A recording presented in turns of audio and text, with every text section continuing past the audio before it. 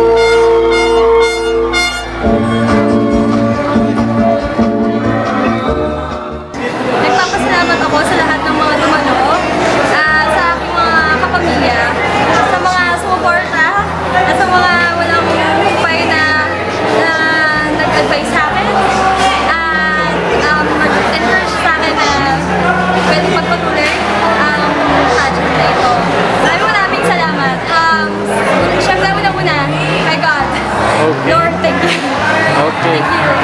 We all deserve the crown. Thank you.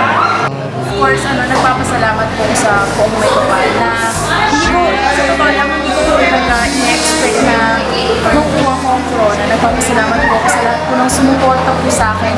As in, full support sila talaga binigyan nila sa akin. Ang kuya ko, ang ate ko, kahit ang ate ko nasa ibang bansa, very supportive. Ang mami ko, ang daddy ko, si Manel, lahat ng mga hindi ko, bakit pasensya na, pero as in, lahat sila. Pati yung professor ko na summer, kasi ilang araw kong hindi nakapasok mga summer classes dahil dito. Dahil talagang binuhos ko yung buong effort ko at yung buong lakas ko para magampanan yung dapat kong magampanan. Tsaka nagpapasalamat ko sa mga designers, lalo sa hunter ko, sa mga taong tumulong sa akin. Yes, and for now, what are your plans? Ang plano ko po ngayon, mag-join po ako sa mga environmental advocacies po ng Kalamba at para po makatulong sa mga nangangailangan at sa environmental advocacies tulad ng Clean and Green project ng Kalamba at saka yung proyekto ng Laguna Debay Stop. Tutulong po ako at makikisa po sa mga bawat proyekto ipapatupad po. Okay. Ako po si Jamaica Elise Ambal, Binibining Kalamba 2011. Manood po kayo ng Laguna Love Ito.